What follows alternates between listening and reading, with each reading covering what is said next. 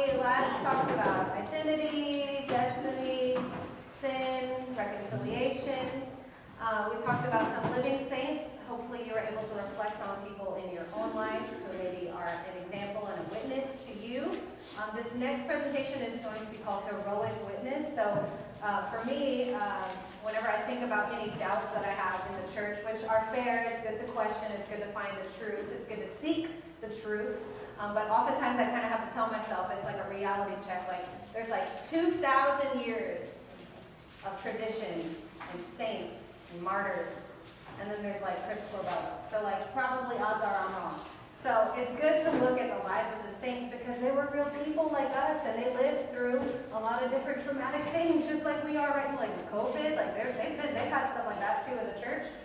So it's good to look at their lives and their testimony and their witness to see how they lived and how they responded to the things around them. So I love this quote in Scripture, especially as someone who's been in full-time ministry multiple times in my career. The harvest is abundant, but the laborers are few. So ask the master of the harvest to send out laborers for his harvest. So this is a leadership camp. This is a leadership forum. You are the laborers. And chances are, if you start working in ministry, and the longer you work in ministry, you're gonna be like, yeah, I relate to that quote. Send more the laborers, Lord. And that people are a gift to you. And when you look at the lives of the saints and you look at the history of the church, the saints came in clusters.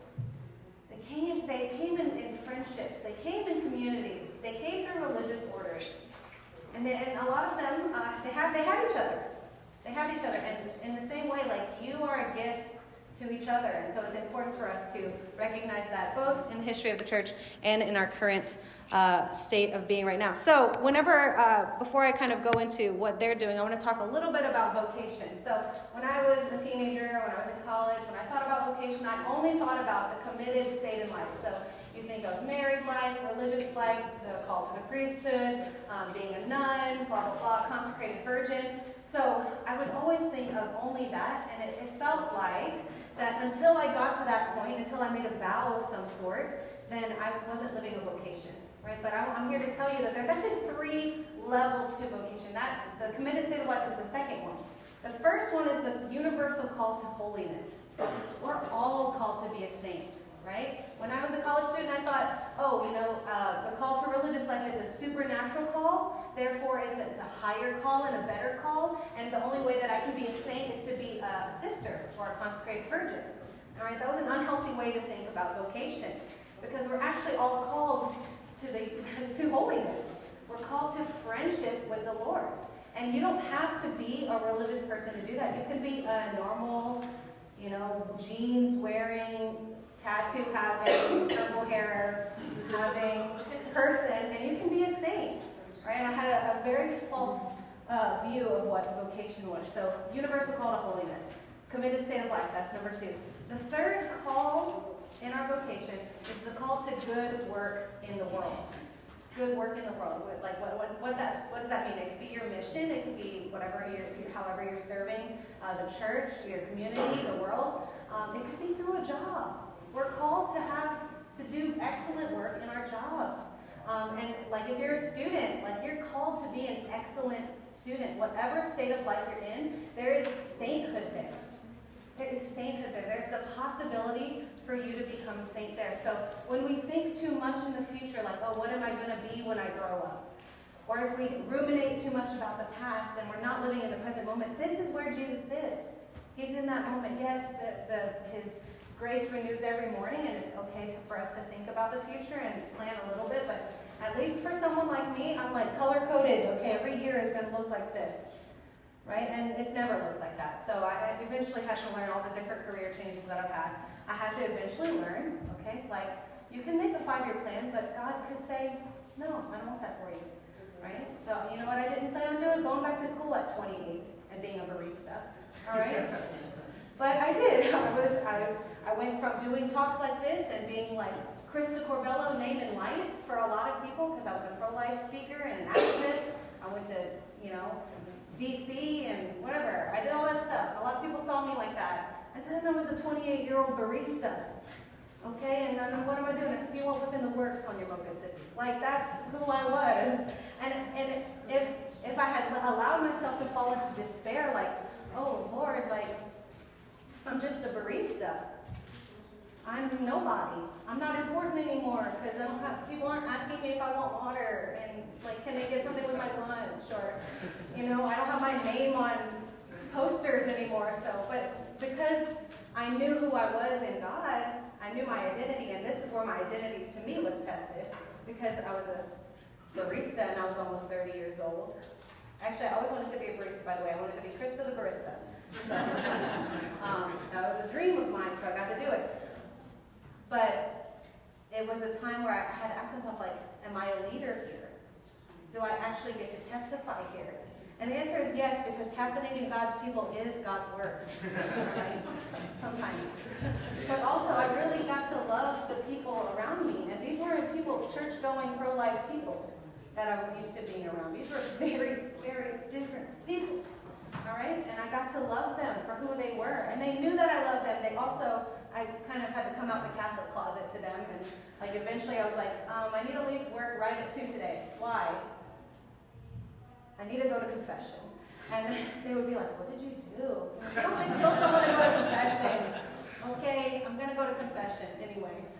So it was a different way to witness and to testify, right? And so all these different stages in life that we're in, we're called to that. We're called to that. We need to live in that present moment. So I was really healed by this quote when I was probably in college. A lot of times, have you ever heard of like the path to sainthood? The path to heaven is a straight and narrow. Have you heard that before? So when I think of that quote, I used to think, oh, you got to do a certain thing, you got to follow a certain kind of way, and it's a straight and narrow, and you got to fit in a certain way. But when I heard this quote, and I hope it brings you healing too, the straight and narrow is a wide path. What does that mean? That doesn't mean that you get to do whatever you want, and you have freedom and liberty or whatever. That's kind of the verbiage they use for abortion rights. This is my liberty, this is my right. That's not what that is. Actually, the straight and narrow being a wide path means that every saint that has ever lived, on the first slide, I don't know if you saw the little picture of the saints, that's actually from the parish that I work at right now, St. Philip in Pasadena. All the saints, they all have a very different path.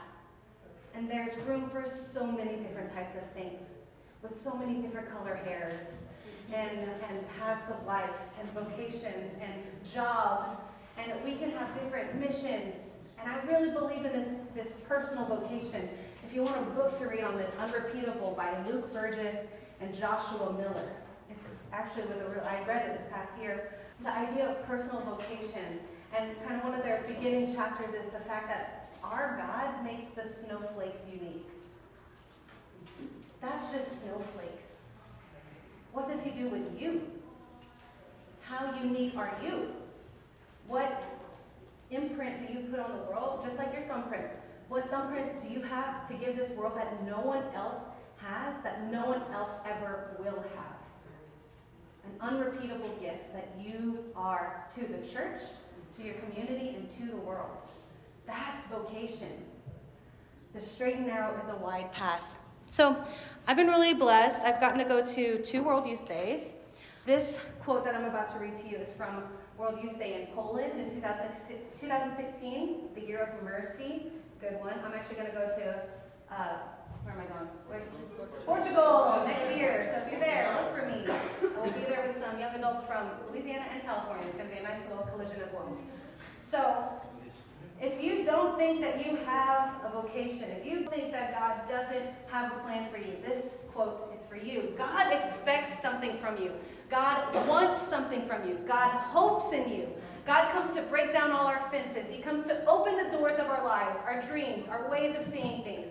God comes to break open everything that keeps you closed in. He's encouraging you to dream. He wants to make you see that with you, the world can be different. For the fact is, unless you offer the best of yourselves, the world will never be different. So today, my friends, Jesus is inviting you, calling you to leave your mark on life, to leave a mark on history, your own, and that of many others as well. He wants you to make your mark. I don't know about you, but when I was growing up and I was looking at history textbooks, specifically like civil rights movement stuff, and during World War II with the Holocaust, when I would look at those times in history, I would wonder to myself, who would I be? Where would I be in this? What would I have done? And it's easy to imagine yourself being the good guy, the hero, right? And we all kind of desire that. I don't know if that was you, but for me that was a moment that I could really feel that calling to activism, even before I really had all that words, the verbiage for it. So later in life, when I started doing activism, that's what I was thinking of, like, this is the civil rights movement of our time. Abortion is like the gravest thing happening in our world today, right? The slaughter of unborn innocent babies. Like, they're going to look back in history one day and look at that and say, oh, those people that were fighting for the unborn, the lives of the unborn, that's the people that are going to be on the right side of history. Right, and this is not a flex, but my aunt actually is getting her sociology degree at University of Houston right now, and she was looking through her textbook, and they're doing a chapter in civics or something on free speech, and she saw this picture in the textbook, and she sent it to me, and she said, "Is that you on the right?" And it was. I was in front of the Supreme Court in the summer of 2020. I believe the court case that was there was Jackson, I think it was Jackson. It was actually a Louisiana bill, and it went through Louisiana Supreme Court all the way up to the National Supreme Court. And when I was at Louisiana Right to Life, I wasn't super duper a part of that, but it was a lot of my friends who were still there in Louisiana. So I went to support and be there. At the time, I was just a teacher, so when I was getting interviewed by all these news outlets, they were like, "Who are you?" And I'm like, "I'm just a teacher." And like, I used to be in the pro-life movement, but now I'm a teacher, which is still a powerful witness, by the way. So it's good to have a witness whenever you can. And I had this sign that said "Pro Nonviolent Choice," right? Because what are the options here, right? Like, I think we all can agree that parents have the right to choose parenthood, self-parenthood. Parents also have the right to choose parenthood for, like, in the sense of adoption, right? That's still a parenthood choice. You're placing your child for adoption, not giving up your child for adoption. You're placing your child for adoption. That's a parenting choice. So the only choice that I disagree with pro-choice advocates is the violent choice of abortion. So my sign said pro-nonviolent choice. And like, I was like not the main character of the picture, by the way, at all. My friend Teresa was actually the main character of the photo. It said like atheist against abortion. So she was like in the front and center, but I was still like in the back. And it reminded, like, when my aunt sent me that picture, I was like, oh, this is what I wanted when I was a little middle school student. And I was looking at images of the civil rights movement and the Holocaust. I was thinking, and I thought to myself then, like, where would I be? And the answer is there. I'm in that one history textbook, at least, at the University of Houston. So God wants something from you, and he could put it in your heart at a young age, and you could know something about yourself that maybe you haven't even verbalized yet, or put words to, or said out loud to another human being. But if you just keep saying yes to him, he will show it to you. And you have to, like, I hope that you're inspired by this quote, as I was when I was there in Poland. Like, he wants you to put your mark on the world. He wants you to make a difference. And he'll let you do that. He will complete the good things that he started in you. That's his promise. And he is a good father, and he fulfills his promises. So please, find consolation, find hope in that. But if you don't, I have some saint friends to show you. So, the first one on the left, does anyone know who that is? Pier Giorgio Fusati. What do you know about him? I think he died pretty young, 24. 24, he died at 24. Yeah, what else? He was very active in his faith. Yeah. Do you remember how? I think just by through his friendships, and then, like, he inspired a lot of his friends, and he, like, encouraged them to go to Mass, and he was very politically active, too. Mm-hmm.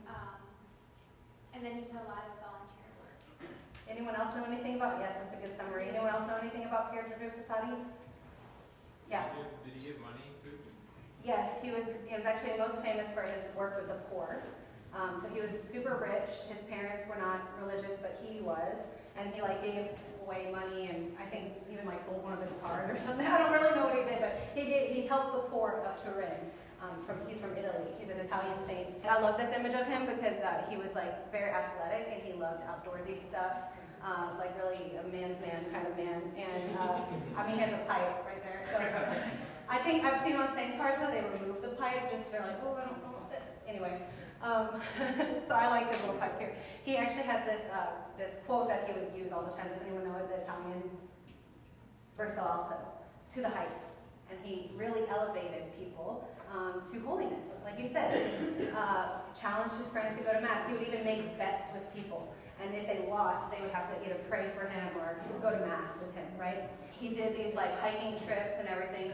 He just like loved outdoors and stuff. Apparently he was very exuberant and funny. He had a good sense of humor. And like I said too, like his service was to the poor. And even his parents didn't really understand how much service he did until he died suddenly, I think, of polio at 24. When he died, like thousands of the impoverished in Turin came to his parents' mansion for his funeral and burial. And his parents were like, what are these people doing here? And he was friends with them. They mourned his loss, and they just showed up. And his parents didn't know that he had made such an effect on the people of the city. But that's who he was. He was very humble, joyful, and he served the poor, right? And you might look at a saint like Pier Giorgio Frassati, or actually he's a blessed, I'm sorry, I think he's still, do you know? Is he a blessed still? I think he's a blessed still. People might look at him and say, oh, he died so young. I kind of disagree with that. He lived a full life. He lived his full life, and so a prayer that I pray often is like, God, give me work until my life is finished and life until my work is done. Pier Giorgio Frassati's work was done at 24. Just like St. Therese, she also died at 24. Right? And look at who she is. She's the patron saint of missions. Right? So a young life doesn't mean a meaningless life, that you can do so much, right? Even after your death, just like Pier Giorgio Frassati. To the heights, he said. All right, in the middle, do y'all know who that is? St. Teresa of Avila, John of the Cross. Yeah. St. Teresa of Avila and St. John of the Cross. So they were Carmelites in 16th century Spain. Apparently there was a huge age gap. Like I think St. Teresa was like double the age of St. John of the Cross. And actually I think at the time of their meeting, St. John of the Cross was about to go join a more contemplative order, I think the Carthusians. And she basically was like, no, I need you for the Carmelites, and we need reform in the Carmelite order. And she wanted to basically have reformation and kind of more to the original Carmelite spirituality, which is what we see today. Does anyone know the Carmelites? I love the Carmelites in Los Angeles. They're awesome. Highly recommend that you follow them on Instagram. They're very active. Actually, my friend is the vocations director of the Carmelites, and she's from Louisiana. So the other day, she was at the Newman Center that I work in Los Angeles, in Pasadena, and we were just like doing like Louisiana accents. No one else was laughing except us. So highly recommend being friends with Carmelites. They're great. So whenever they became friends, Saint Teresa wanted St. John of the Cross to help with the male counterpart of the Carmelite order to help with that Reformation. And so they had really a same heart. And to the point that St. Teresa actually asked him to be her spiritual director, despite his that age gap, and the spiritual director, I think, of her, like where she was, like the order that she was a part of, or at least one of the other Carmelite orders. And their kind of partnership, like when I think of them, I think of holy complementarity, right? Because obviously in like marriage and family life, you know that men and women are pointed towards each other, right? We can't, in one male or female, we can't be the fullness of what it means to be human, right? Because we're not. Neither of us are God. So the closest thing that we have to understanding God is, right, marriage and the marital act. But there is like an elevated kind of way of like holy complementarity that we see in the lives, a lot of the lives of the saints, but I think specifically in this context. And there's a beautiful, like they had a joint mission and a joint heart that even members of their own communities did not understand. Now you might think to yourself like, oh, we're a religious community, we have the same heart, like that's why we chose this order, right? but they were misunderstood by their people. They were misunderstood by the people in their order, and they sought something better. They saw something better that needed to kind of go back to an original Carmelite spirituality, and they shared that. And now they were mystics. They had like mystical, prayerful experiences, and they're both doctors of the church, right? So that's holy friendship. That's holy complementarity, and in the masculine and the feminine. Let's see. St. Teresa of Avila once described their friendship, her and St. John of the Cross. This is a quote. "What a wonderful thing it is for two souls to understand each other, for they neither lack something to say nor grow tired." How beautiful is that, right? They just, like, I don't believe in soulmates the way we talk about soulmates, like the way we're like, oh, there's one person that was made for me and I'm going to, be complete. No, we're wholly autonomous, okay? Like, we're a whole being in and of ourselves. That's how we're created. We don't have that, I don't believe in that soulmate thing. Although when you do get married and you make a vow to that person, that's your soulmate because, like, your souls are united in the sacrament of matrimony. We can talk about that at lunch. We have a lot of things to talk about. But that, like, sometimes I think of like soulmate, like more like this, where it's like, I call it spiritual DNA, right? So like, just like a biological family, you could look like your family. I don't think I look like my sisters, by the way. I think we look all different. I can't really tell how we look alike, but some people look like their family, right? And sometimes you look more like your uncle, and you're like, how do I look like my uncle? DNA is weird, okay? Sometimes I look more like my aunt than I look like my mom. I don't know how that works, but in the same way, there's like a spiritual DNA, and I do believe that the heart of the Father is kind of like a quilt, and some of us are like sewn together in similar threads, right? And there's a full picture of the whole church, of all of church history, of all time, and we don't know who we're related to. There's people in our lives that we're spiritually related to. There's people from before, and there will be people after us who are related to us in the heart of the Father. And that's kind of the image that I get when I think about spiritual DNA. They obviously had some spiritual DNA. On the right, far right, who knows who that is? Anyone? Oh, is it written on there?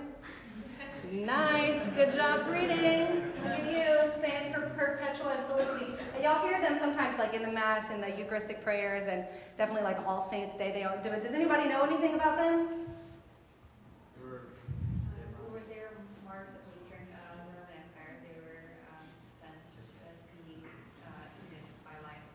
Yes, they were martyrs in Africa, and yes, they were sent to be killed by like wild beasts. Were they both pregnant? Or one of them? Okay, so Perpetua was like breastfeeding a newborn.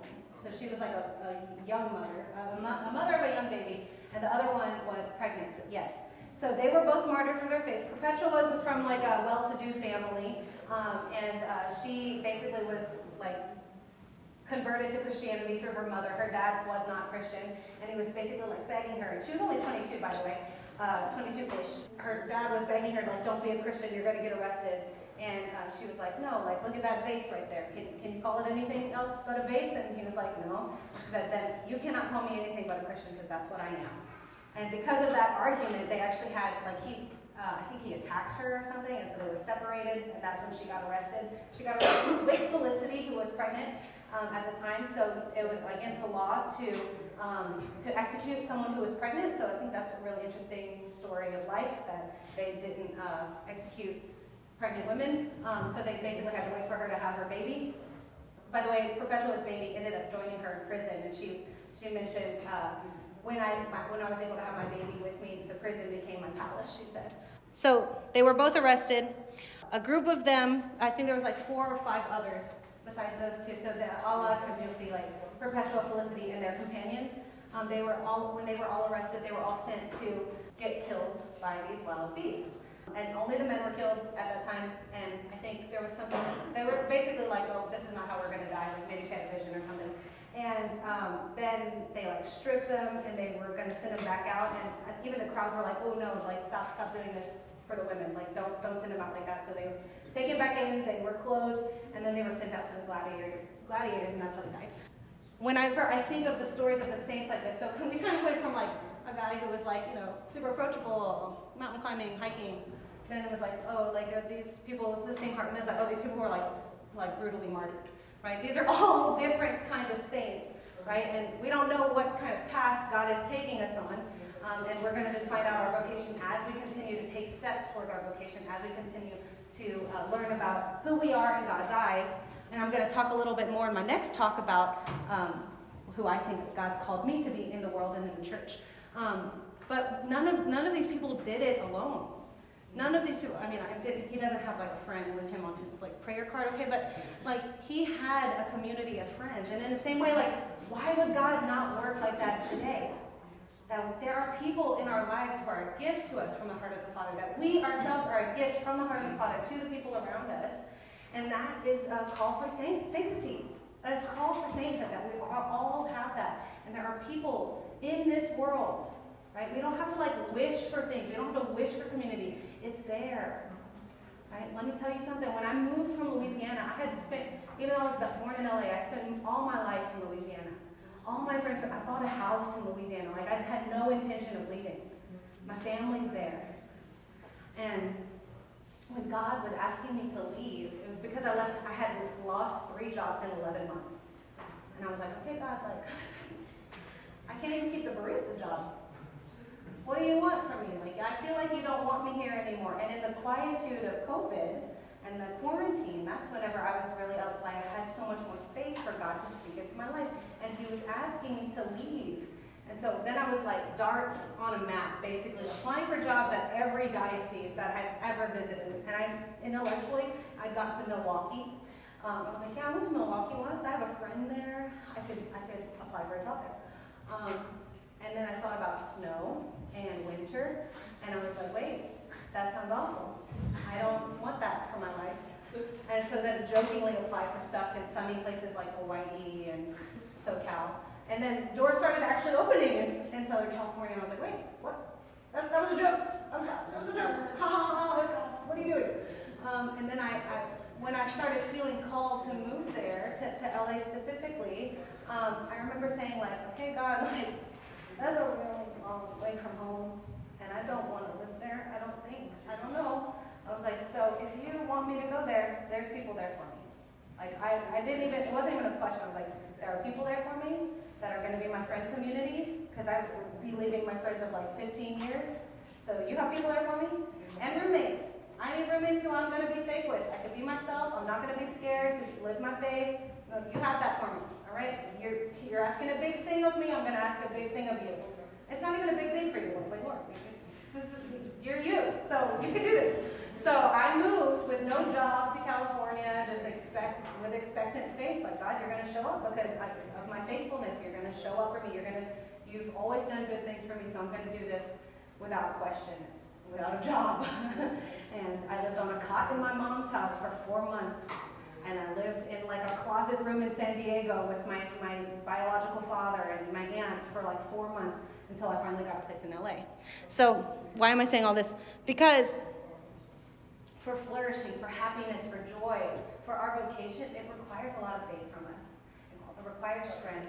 But guess what? God is way stronger than we are. Like, we don't have to do nearly as much as what he's already done for us. So just take those steps forward. We have the community.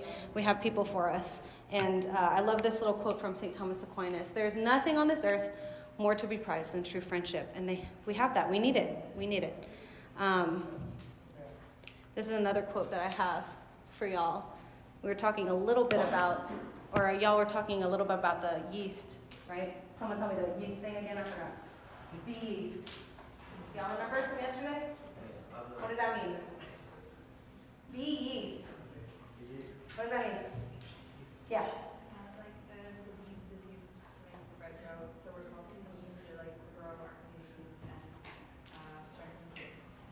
We're called to be the yeast to grow our communities, to strengthen the faith, right? So here we go. Here's a quote this was from my journal from the Magnificat reflection from whatever day, I don't remember the day. God who has sown his word awaits a response. Faith is above all man's response to God. A life given through love to the end is the seed that yields 100-fold. Is the seed that yields 100-fold. So be the yeast. Be the one who gives through love and can yield 100-fold. All right, so we're going to take a tiny, tiny, tiny little break. Not break, sorry. I didn't mean that. I take it back. We're gonna go through these questions for like 5 minutes, and then I'm going to go straight into my culture of life talk. Here are the questions. Who has been a gift to me? Who has been a gift to me? Who challenges me to be a better leader? Who challenges me to be a better leader? How are you asking me to respond to your call to Jesus? So write those down. If you have a question, feel free to come up here and ask me right quick.